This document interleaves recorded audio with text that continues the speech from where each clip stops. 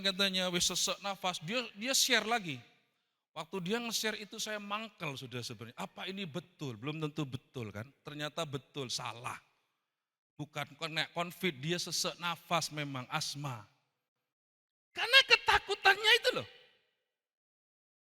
Saya perhatikan lagi, bener. Ini sekarang dia takut lagi saudara. Takut apa? Katanya ada penjahat yang dilepaskan karena corona kan. Dia mulai takut lagi. Hati-hati nih, mari ini banyak maling, ya kan? Karena iblis senang saudara takut terus. Kalau kita takut terus, lama-lama kita lupa kepada kasih Tuhan yang besar. Makanya Alkitab dengan jelas, Paskah itu harus dirayakan terus. Untuk mengingatkan anak cucumu katanya. Kepada perkara-perkara yang sudah Tuhan lakukan kepada bangsa Israel. Itu perjanjian lama begitu.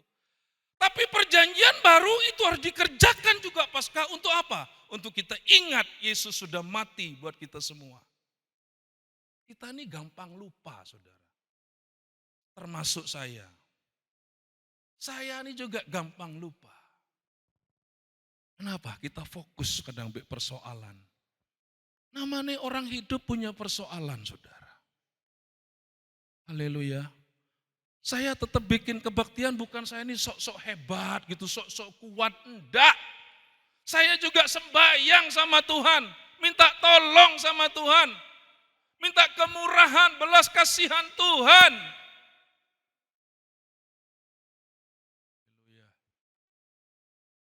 Saya kemarin tanpa sengaja saudara mampir di satu orang Kristen tapi bukan jemaat kita.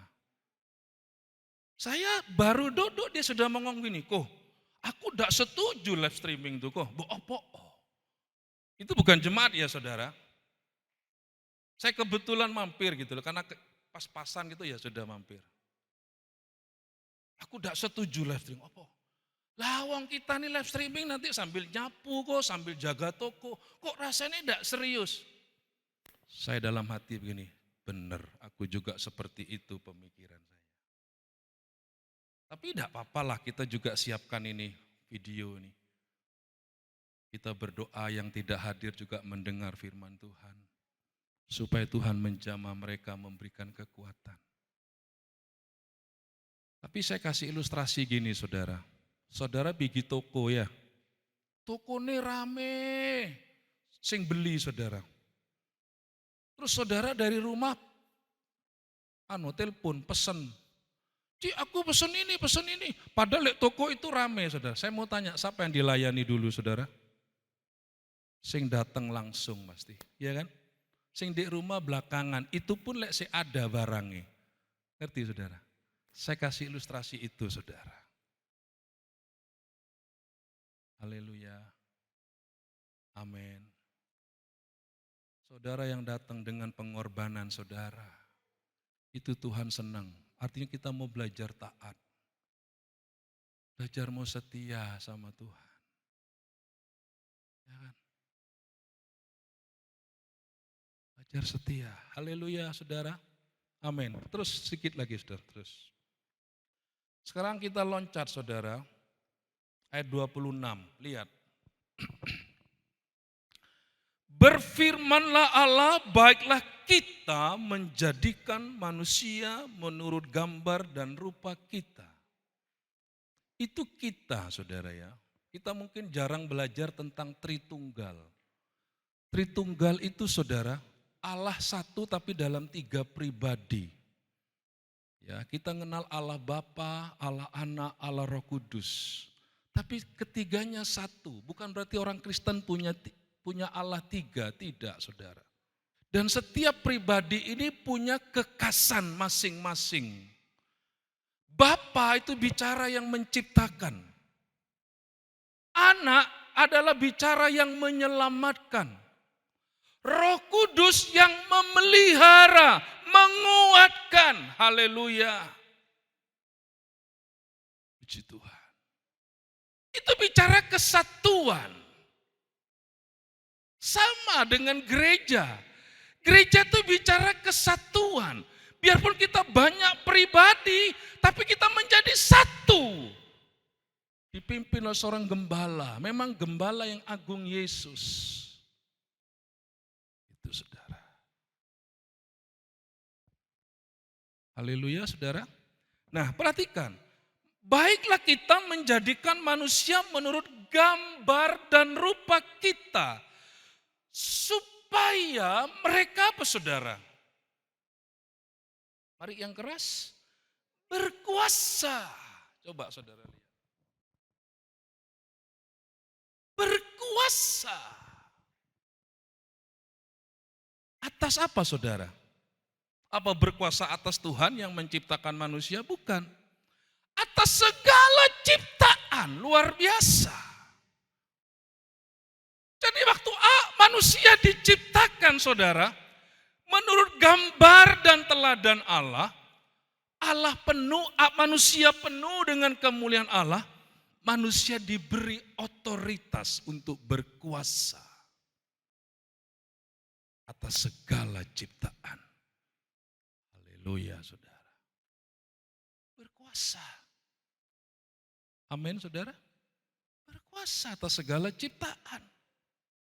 Bukan manusia dikuasai tapi berkuasa, luar biasa. Karena manusia diciptakan menurut gambar dan teladan Allah. Puji Tuhan. Amin saudara. Ayat 26 tadi coba ulangi. Supaya mereka berkuasa atas ikan di laut dan burung-burung di udara dan atas ternak dan atas seluruh bumi dan atas segala binatang melata yang merayap di bumi. Maka Allah menciptakan manusia itu menurut gambarnya. Menurut gambar Allah diciptakannya dia. Laki-laki dan perempuan diciptakannya mereka. Lihat. Manusia yang diciptakan dengan kemuliaan Allah adalah laki-laki dan perempuan. Bencong tidak ada saudara. Jadi kalau sekarang ada jenis-jenis yang lain selain laki-laki dan perempuan, itulah bukti kemuliaan Allah hilang saudara. Akibat apa? Dosa. Manusia mau menciptakan maunya sendiri. Makanya saudara, LGBT itu melawan firman Tuhan. Dan sekarang apa yang terjadi? LGBT sudah disahkan di beberapa negara. Jadi di negara-negara itu misalnya podo laki kawin bisa masuk gereja diberkati saudara. Perempuan sama perempuan bisa podo kawin masuk gereja diberkati di negara-negara yang setuju LGBT itu. Makanya tidak salah. Tuhan izinkan virus ini juga hadir. Untuk mulai menyadarkan kita. Manusia yang kehilangan kemuliaan Allah saudara, dia tidak bisa mempermuliakan Tuhan hidupnya. Makanya dikatakan pas sia-sia, tidak berguna kata Tuhan. Saudara punya mobil, dibeli mahal-mahal, dipakai tidak bisa ya Pak saudara. Buang. Mari kita lihat di dalam Mazmur pasal 8. Mazmur pasal 8.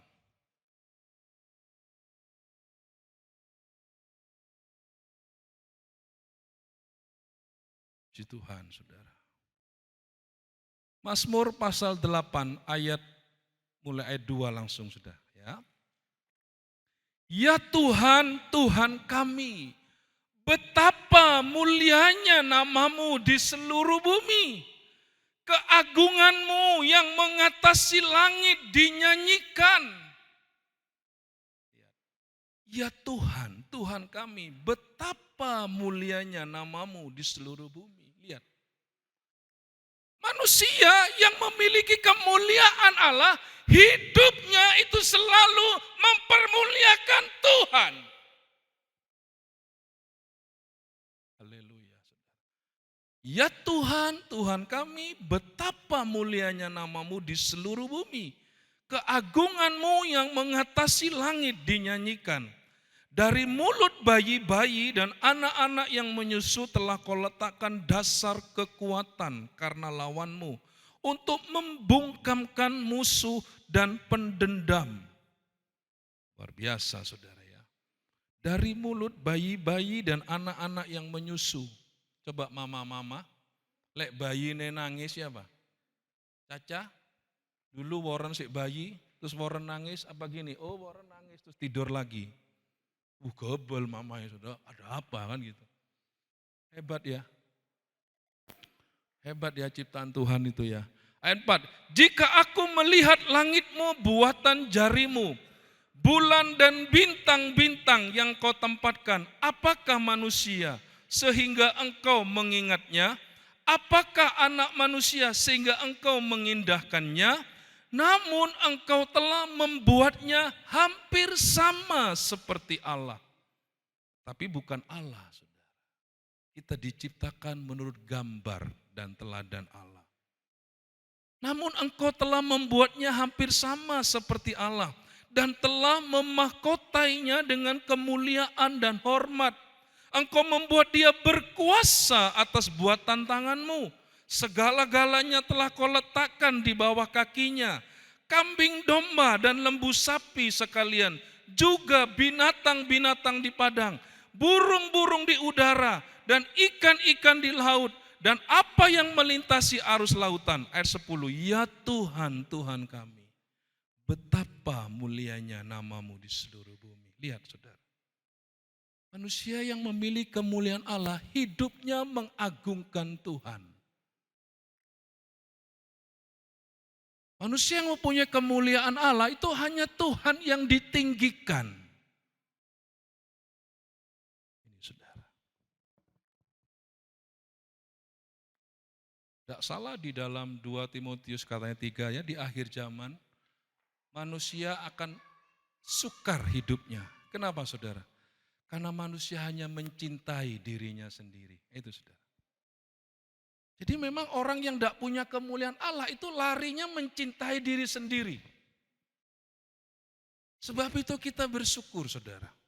Karena mencintai diri sendiri itu virus yang mematikan. Karena mencintai diri sendiri itu membuat apa? Orang mulai tamak, orang mulai sombong. Orang mulai tidak peduli orang lain. Iya saudara. Peduli orang lain. Tapi untung Yesus mati buat kita saudara. Tadi yang kita tidak berguna tadi itu, tapi Tuhan mau mati buat kita yang tidak berguna. Coba saudara renungkan kasih Tuhan itu. Untuk apa? Ya untuk memulihkan lagi kemuliaan Allah di dalam hidup kita. Haleluya. Si Tuhan saudara. Kalau saudara punya kemuliaan Allah, wah luar biasa saudara. Kalau Allah mulai memulihkan hidup saudara, kemuliaan Allah ada dalam hidup kita, itu luar biasa saudara. Luar biasa.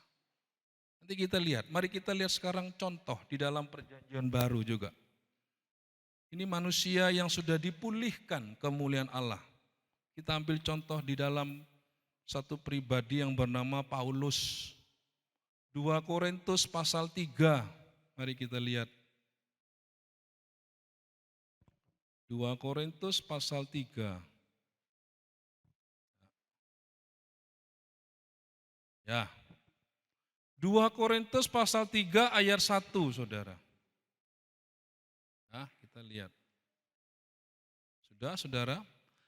Adakah kami mulai lagi memujikan diri kami?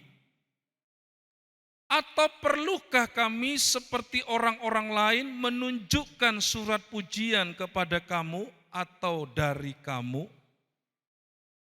Jadi rupanya saudara, ada jemaat di Korintus itu mulai mengeluk-elukan Paulus gitu loh. Mungkin Paulus dirasa rasul yang hebat ya.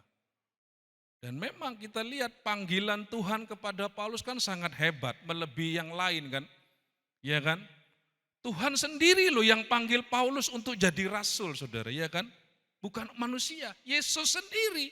Jadi waktu dia mau kemana tuh ya? Perjalanan kemana ya? Dia mau membunuh orang-orang Kristen di situ, saudara. Di tengah jalan Tuhan bersinar kepada Paulus ini.